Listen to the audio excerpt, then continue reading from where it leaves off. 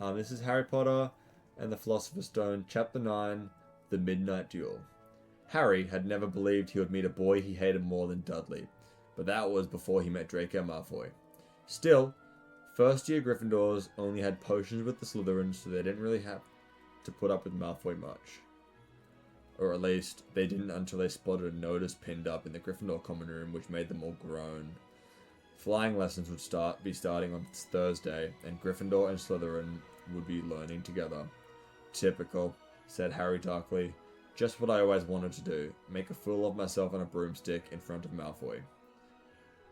He had been looking forward to learning how to fly more than anything else.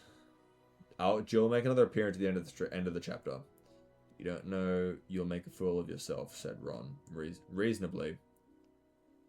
Anyway, I know Malfoy's always going on about how good he is at Quidditch, but I bet that's all talk.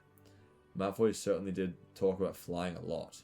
He complained loudly about the first years never getting to play in the Quidditch teams, and told long, boastful stories which always seemed to end with him narrowly escaping muggles in helicopters. He wasn't the only one, though. The way Seamus Finnegan told it, he'd spent most of his childhood zooming around the countryside on a broomstick. Even Ron would tell anyone who'd listen about the time he almost hit a hang glider on Charlie's old broom. Thank you for the heartbeat, Mina. Everyone from wizarding families talked about Quidditch constantly. Ron had already had a big argument with Dean Thomas, who shared their dormitory, about football. Ron couldn't see what was so exciting about a game with only one ball when no one was allowed to fly. This chapter's pretty long, yeah. Harry had caught... This one's called the Midnight Duel, so we know what it's going to come up to. Harry had caught Ron potting Dean's poster of... Oh wow, you guys are jumping all over the place. Why are there so many bombs falling? Oh, mass bomb, I see. You just killed some people, Betty. Harry caught Ron prodding Dean's poster of West Ham's football team trying to make the players move. Neville had never been on a broomstick in his life because his grandmother had never let him near one. Privately, Harry felt she had a good reason because Neville managed to have an extraordinary number of accidents with even 2 feet on the ground. Hermione was almost as nervous about flying as Neville was. This was something you couldn't learn by heart out of a book. Not that she had tried. Hi, Isabella, how are you? No, Bella, no promotion, please. Not that she hadn't tried. At breakfast on Thursday, she bored them all stupid with flying tips she'd got out of a library book called Quidditch Through the Ages. Neville was hanging on to her every word, desperate for anything that might help him hang out on his broomstick later. But everyone else was very pleased when Hermione's lecture was interrupted by the arrival of the post. I'm going good, thank you, just reading chapter 9. Harry hadn't had a single letter since Hagrid's note, something that Malfoy had quick access to, of course. Malfoy's eagle, Al, was always bringing him packages of sweets from home, which he opened gloatingly in the Slytherin table. Chapter 9 we're up to. Chapter 9. Guys, it looks like you have money in this game as well. A barn owl brought Neville a small package from his grandmother. He opened it excitedly and showed them a glass-sized ball of a large marble, which seemed to be fully white of smoke. It's a remember-all, he explained. Gran knows I forget things. This tells you if there's something you've forgotten to do. Look, you hold it like this, and if it turns red... Oh. His face fell, because the remember-all had suddenly glowed scarlet. You've forgotten something. Neville was trying to remember what he'd forgotten when Draco Malfoy, who was passing by the Gryffindor table, snatched the remember-all out of his hand. Harry and Ron jumped to their feet. They were half hoping for a reason to fight Malfoy, but Professor McGonagall, who could spot trouble quicker than any teacher in school, was there in a flash. What's going on? Thank you for the roses. Thank you, Isabella. Thank you, Isabel. Thank you for the roses. What's going on? Malfoy got my remember-all, Professor. Scowling, Malfoy quickly dropped the remember-all back on the table. Just looking, he said, and he sloped away with Crabbe and Goyle behind him. At 3:30 that afternoon, Harry, Ron, and the other Gryffindors hurried down the front steps into the grounds for their first flying lesson. It was a clear, breezy day, and the grass rippled under their feet as they marched down the lawns towards a smooth lawn on the opposite side of the grounds of the Forbidden Forest, whose trees were swaying darkly in the distance. Thank you, Mina. Thank you guys for the diamonds. The Slytherin were already there, and so were 20 broomsticks lying in neat lines in the ground. Harry had heard Fred and George Weasley complain about the school brooms, saying that some of them started to vibrate if you fly too high, or always flew slightly to the left. Their teacher, Madam Hooch, arrived. She had short grey hair and yellow eyes like a hawk. "Well, what are you waiting for?" she barked. "Everyone stand by a broomstick. Come on, hurry up." Harry glanced down at his broomstick. It was old, and some of the twigs stuck out at odd angles. "Stick out your right hand over your broomstick," called Madam Hooch, "and say up." "Up!" everyone shouted. Harry's broom jumped to his hand at once, but it was one of the few that did. Hermione Granger had simply rolled over on the ground, and Neville's hadn't moved at all. Perhaps brooms like horses could tell when you were afraid, thought Harry. There was a quiver in Neville's voice that said only too clearly that he wanted to keep his two on the ground. Madam Hooch then showed them how to mount their brooms sliding off the end, and walked up and down the rows, correcting their grips. Harry and Ron were delighted when she told Malfoy he'd been doing it wrong for years. "Now, when I blow my whistle, kick off the ground hard," Madam Hooch said. "Keep your broom steady and rise a few feet and then come back down by leaning forward slightly. On my whistle, 3, 2, but Neville nervously jumpy and frightened of being left on the ground, pushed off hard before the whistle had touched Madam Hooch's lips. "Come back, boy," she shouted. But Neville was rising straight up like a cork shot out of a bottle. 12 feet, 20 feet. Harry saw his scared white face looking down at the ground falling away from him. Saw him gasp, slide sideways off his broom, and wham! A thud and a nasty crack, and Neville lay facing down on the grass in a heap. His broomstick was still rising higher and higher, and started to drift lazily toward the Forbidden Forest out of sight. Madam Hooch was bending over Neville, her fate white as his. "Broken wrist?" Harry heard her mutter. "Come on, boy, it's all right. Up you get." She turned to the rest of the class. "None of you is to move while I take this boy to the hospital wing. You leave those brooms where they are, or you'll be out of Hogwarts before you can say Quidditch. Come on, dear." Neville, his face tear-streaked, clutched his wrist, hobbling up with Madam Hooch, who had her arm around him. No sooner than they were out of sight than Malfoy burst into laughter. "Did you see that face? That great lump?" The other Slytherins joined in. "Shut up, Malfoy," said Parvati Patil. "Oh, sticking up for Longbottom," said Pansy Parkinson, a hard-faced Slytherin girl. "Never thought you'd like that fat little crybaby for Parvati." "Look," said Malfoy, darting forward, snatching something out of the grass. "It's that stupid long thing Longbottom's Gran sent him." The Remembrall glittered in the sun as he held it up. "Give that here, Malfoy," said Harry quietly. Everyone stopped talking to watch. Malfoy smiled nastily. "I think I'll leave it somewhere for Longbottom to collect it. How about up a tree?" "Give it here," Harry yelled, but Malfoy had leapt up on his broomstick and had taken off. He hadn't been lying. He could fly. Well, hovering level was the topmost branches on the oak. He called, "Come and get it, Potter." Harry grabbed his broom. "No!" shouted Hermione. "Madam Hooch told us not to move. You'll get us all in trouble." Harry ignored her. Blood was pounding in his ears. He mounted the broom and kicked off the ground hard, and up he soared. Air rushed through his hair as his robes whipped behind him, and in a rush of fierce joy he realized he found something he could do without being taught. This was easy. This was wonderful. He pulled his broomstick up a little to take it even higher, and heard screams and gasps of the girls back on the ground, and an admiring whoop from Ron. He turned his broomstick sharply to face Malfoy in the air. Malfoy looked stunned. "Give it here," Harry called, "or I'll knock you off that broom." "Oh yeah?" said Malfoy, trying to sneer, but looking worried. Harry knew somehow what to do. He leant forward and grasped the broom tightly in both hands, and it shot forward towards Malfoy like a javelin. Malfoy only just got out of the way in time. Harry made a sharp turn and held the broom steady. A few people were clapping. No, Crabbe and Goyle, up here. Wait, no Crabbe and Goyle up here to save your neck, Malfoy, Harry called. The same thought seemed to have struck Malfoy. Catch it if you can, he shouted, and he threw the glass ball high into the air and it streaked backwards towards the ground. Harry saw, as though in slow motion, the ball rise up the air and then start to fall. He leant forward and shouted and pointed his broom handle down. Next second, he was gathering speed in a steep dive, racing the ball. Wind whistled in his ears,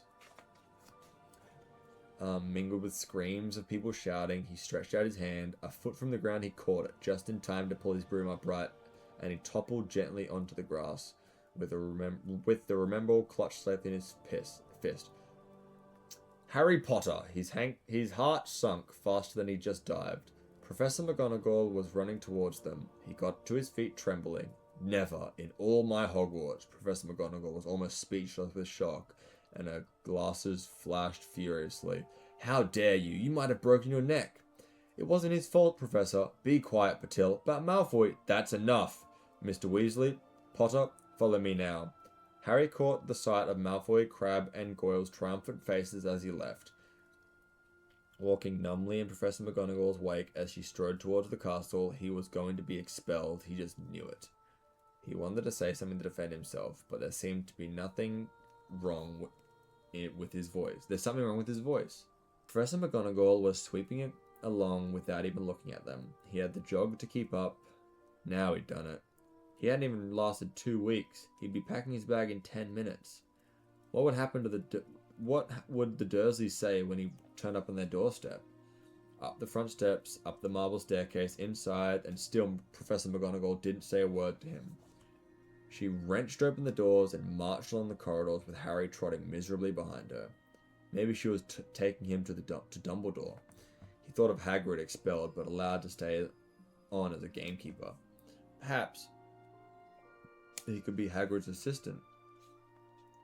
His stomach twisted as he imagined it, watching Ron and the other becoming wizards while he stumped around the grounds carrying Hagrid's bag. Professor McGonagall stopped outside a classroom. She opened the door and poked her head inside. Excuse me, Professor Flitwick, could I borrow wood for a moment? Wood? Said Harry, bewildered. Wood, a cane she was going to use on him. But Wood turned out to be a person. A burly 5th year boy who came out of Flitwick's class looking confused.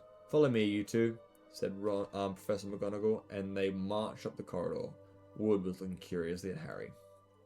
In here. Professor McGonagall pointed them into a classroom which was empty except for Peeves, who was busy writing the rude words on the blackboard.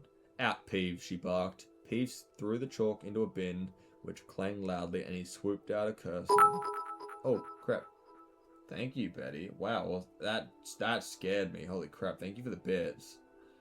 That genuinely made me jump. Holy. Potter, this is Oliver Wood. Wood, I found you a seeker. No, you're okay. Thank you so much. Wood's expression changed from puzzlement to delight. Are you serious, Professor? Absolutely, said Professor McGonagall crisply. The boy's a natural. I've never seen anything like it. Was it your first time on a broomstick, Potter? Harry nodded silently. He didn't have a clue what was going on, but he didn't seem to be being expelled, and some of the feeling started to come back to his legs. He caught that thing in his hand after a 55-foot dive, Professor McGonagall told Wood. Didn't even scratch himself. Oh yeah, guys. Charlie Weasley couldn't have done it. Weasley couldn't have done it. Wood was now looking as though all his dreams had come true at once. Ever seen a Quidditch game, Potter? He asked excitedly. Wood's captain of the Quidditch Gryffindor team, Professor McGonagall explained. He's just the build for a seeker too, said Wood, now walking around Harry and staring at him.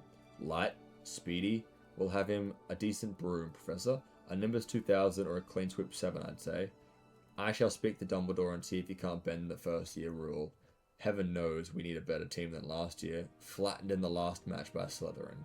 I couldn't look Cerberus in the face for weeks. Professor McGonagall peered sternly over her glasses, and Harry.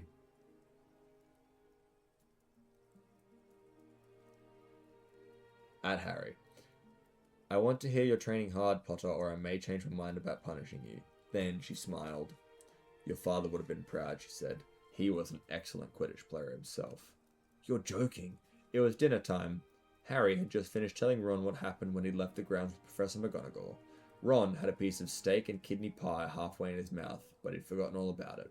Seeker, he said, but first years never. You must be the youngest house player in about a century. A century, said Harry, shoveling pie into his mouth. He felt particularly hungry after the excitement of the afternoon. Wood told me. Ron was amazed, so impressed he sat and gaped at Harry. I start training next week, said Harry. Only don't tell anyone. Wood wanted to keep it a secret. Fred and George Weasley now came into the hall, spotted Harry, and hurried over.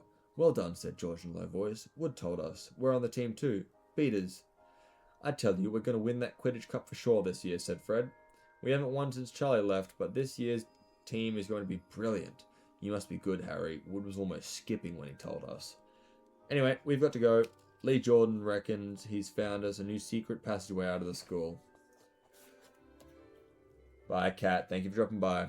Bet it's that one behind the statue of Gregory with Smarmy that we found in our first week. See ya.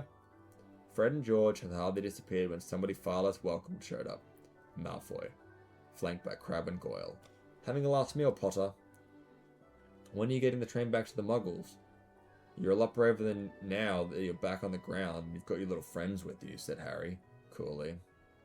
There was, of course, nothing at all little about Crabbe and Goyle, but as the high table was full of teachers, neither of them could do more than crack their knuckles and scowl.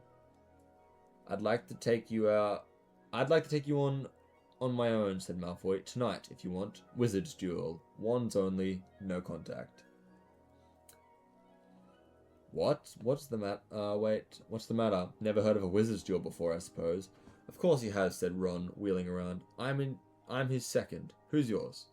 Malfoy looked at Crabbe and Goyle, sizing them up. Crabbe, he said. Midnight, all right? We'll meet you in the trophy room. That's always unlocked.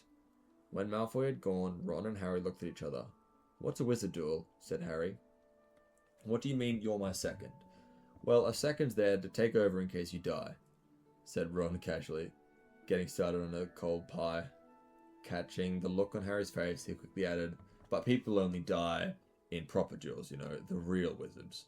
The most you and Malfoy will be able to do is send sparks at each other. Neither of you know enough magic to do any real damage. I bet he expected to refuse anyway. And what if I wave my hand and nothing happens? Throw it away and punch him on the nose, Ron suggested. Excuse me? They both looked up. It was Hermione Granger. Can't a person eat in peace in this place? Said Ron. Hermione ignored him and spoke to Harry. I couldn't help overhearing what you and Malfoy were saying. Bet you could, Ron muttered. And you mustn't go wandering around the school at night. Think of the points you'll lose for Gryffindor if you're caught, and you're bound to be. It's very selfish of you. And it's really none of your business, said Harry. Goodbye, said Ron. All the same, it wasn't what you'd call the perfect end to the day, Harry thought as he lay awake much later listening to Dean and Seamus falling asleep. Neville wasn't back from the hospital wing. Ron had spent all evening giving him advice as if he tries to curse you, you better dodge it, because I can't remember how to block them. There was a very good chance they were going to get caught by Filch or Miss Norris, and Harry felt he was pushing his luck, breaking another school rule today. On the other hand, Malfoy's sneering face kept looming out of the darkness. Yeah, Hermione's a bit of a weapon, I love her. Love Emma Watson too. This was his big chance to beat Malfoy face to face. He couldn't miss it. 11:30, Ron muttered at last, we better go. They pulled on their dressing gowns, picked up their wands, and crept across the tower floor, down the spiral staircase, and into the Gryffindor common room. A few embers were still glowing in the fireplace, turning all the armchairs into hunched black shadows. They had almost reached the portrait when a small voice spoke from the chair nearest them. I can't believe you're going to do this, Harry. 100%. 100%. I love Emma Watson. She's amazing. A lamp flickered on. It was Hermione Granger wearing a pink dressing gown and a frown. You, said Ron furiously, go back to bed. I almost told your brother, Hermione snapped. Percy, he's the prefect. He'd put a stop to this. Harry couldn't believe anyone could be so interfering. Come on, he said to Ron. He pushed open the portrait and the fat lady and climbed through the hole. Bad news, Betty. I don't have any water on me. Do you want me to go get water?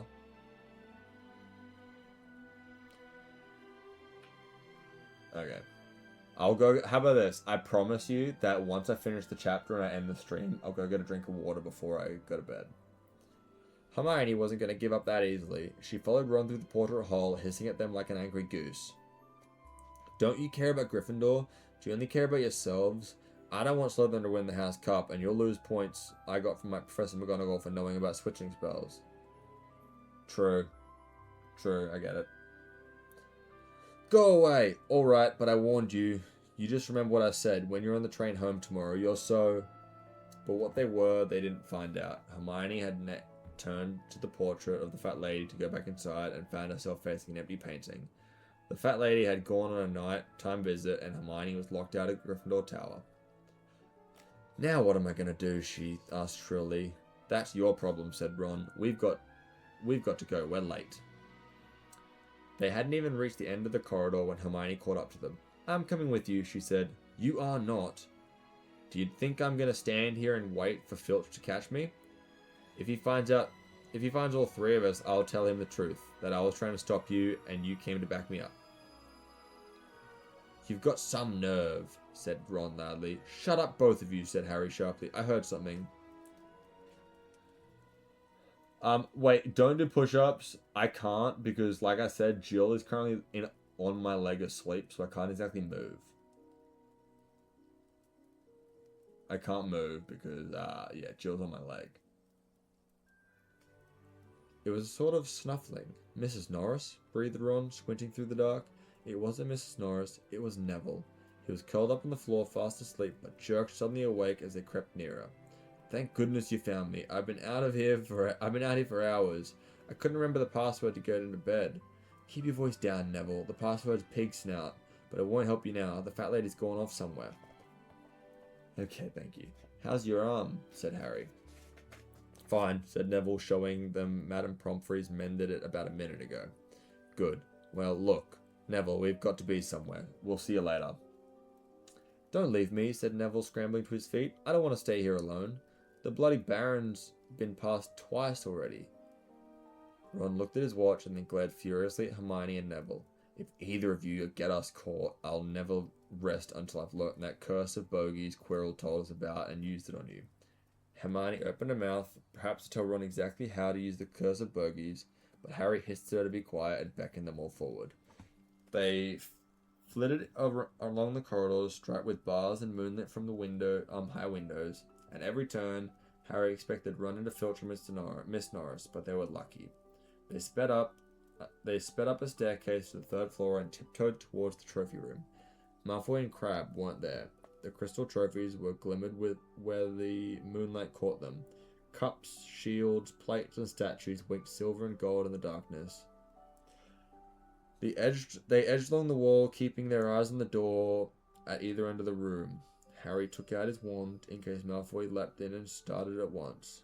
The minutes crept by. He's late. Maybe he's chickened out, said Ron whispered. Then a noise at the other side of the room made them jump. Harry had only just raised his wand when they heard someone speaking, and it wasn't Malfoy. Sniff around, my sweet. They might be lurking in a corner. It was Filch speaking to Miss Norris. Horror-struck, Harry waved madly at the other three to follow him as quickly as possible. They scurried silently towards the doors away from Filch's voice. Neville's robes had barely whipped around the corner when they heard Filch enter the trophy room. They're in here somewhere, they heard him mutter from probably hiding. This way, Harry mouthed to the others, and petrified. They began to creep down a long gallery full of suits of armor. They could hear Filch getting nearer. Neville suddenly let out a freaky squeak and broke into a run. He tripped grabbed Ron's wrist around the wrist, and the pair of them toppled right into a suit of armor. The clanging and crashing were loud enough to wake the whole school. "Run!" Harry yelled, and the four of them sprinted down the gallery, not looking back to see whether Filch was following. They swung around the doorpost and galloped down one of the corridors, then another. Harry in the lead, without any idea where they were going or where they were going. They ripped through a tapestry and found themselves in a hidden passageway, hurtled along it, and came out near Charms's classroom, which they knew was miles from the trophy room. "I don't think we've lost him." "I think we've lost him," Harry panted, leaning against the cold wall and wiping his forehead. Neville was bent double, wheezing and sputtering. "I told you," Hermione grasped, clutching at the stitch in her chest. "I told you. We've got to get back to Gryffindor Tower," said Ron, "quickly as possible." "Malfoy tricked you," Hermione said to Harry. "You realize that, don't you? He was never going to meet you. Filch knew someone was going to be in the trophy room. Malfoy must have tipped him off." Harry thought she was probably right, but he wasn't going to tell her that. "Let's go." It wasn't going to be that simple. They hadn't gone more than a dozen paces when a doorknob rattled and something came shooting out of the classroom in front of them. It was Peeves. He caught sight of them and gave a squeal of delight. "Shut up, Peeves. Please, you'll get us thrown out." Peeves cackled. "Wandering around at midnight, ickle thirsties. Tut, tut, tut. Naughty, naughty. You'll get caughty. Not if you don't give us away, Peeves. Please." "Should tell Filch I should," said Peeves in a sainty voice, but his eye glittered wickedly. "It's for your own good, you know." "Get out of the way," snapped Ron, taking a swipe at Peeves, but that was a big mistake. "Students out of bed," Peeves bellowed. "Students out of bed, down the Charms corridor." Ducking under Peeves, they ran for their lives, right to the end of the corridor, where they slammed into a door and it was locked. "This is it," Ron moaned as they pushed helplessly at the door. "We're done for. This is the end." They could hear footsteps. Filch running as fast as he could towards Peeves. Shouts. "Oh, move over," Hermione snarled. She grabbed Harry's wand, tapped the lock, and whispered, "Alo, Hamora." The lock clicked, and the door swung open. They piled through it, shut it quickly, and pressed their ears against it. "Which way did they go, Peeves?" Filch was saying. "Quick, tell me. Say please." "Don't mess me about, Peeves. Where did they go?" "Shan't say nothing if you don't say please," said Peeves in his annoying voice. "All right, please." "Nothing. Ha ha. Told you I wouldn't say nothing if you didn't say please. Ha ha ha." And they heard the sound of Peeves whooshing away and Filch cursing in a rage. "He thinks the door is locked," Harry whispered. "I think we'll be okay. Get off, Neville." For Neville had been tugging on the sleeve of Harry's dressing gown for the last minute. "What?" Harry turned around and saw quite clearly what, for a moment, he thought he walked into a nightmare. This was too much. On top of everything that had happened so far, they weren't in a room, as he had supposed. They were in a corridor. The forbidden corridor on the 3rd floor, and now they had known why it was forbidden. They were looking straight into the eyes of a monstrous dog. A dog filled the space between the ceiling and the floor. It had 3 heads, 3 pairs of rolling mad eyes, 3 noses twitching and quivering in the direction, 3 drooling snouts, saliva hanging in slippery ropes from the yellowish fangs. It was standing quite still, all 6 eyes looking at them. And Harry knew that the reason they weren't already dead was because their sudden appearance had taken it by surprise. But it was quite quickly getting over that. There was no mistaking what thunderous growls meant. Harry groped for the doorknob. Between Filch and death, he'd take Filch. They fell backwards. Harry slammed the door shut, and they ran. They almost flew back down the corridor. Filch must have hurried off to look for them elsewhere, because they didn't see him anywhere, but they hardly cared. All they wanted to do was put as much space as possible between them and that monster. They didn't stop running until they reached the portrait of the fat lady on the 7th floor. "Where on earth have you all been?" she asked, looking at the dressing gowns hanging off her shoulders and flushed, sweaty faces. "Never mind that. Pig snout, panted Harry, and the portrait swung open. They scrambled into the common room and collapsed, trembling into armchairs. It was a while before any of them said anything. Neville, indeed, looked as if he'd never speak again. "What do you think they're going to do, keeping a thing like that locked up in a school?" said Ron finally. "If any dog needs exercise, that one does." Hermione had got both her breath and her bad temper back. Thank you, Tarzan. You don't use your eyes, any of you, do you? She snapped. Didn't you see what he was standing on? The floor? Harry suggested. I was looking at his feet. I was too busy to look with his heads. No, not the floor. It was standing on a trap door. It's obviously guarding something. She stood up, glaring at them.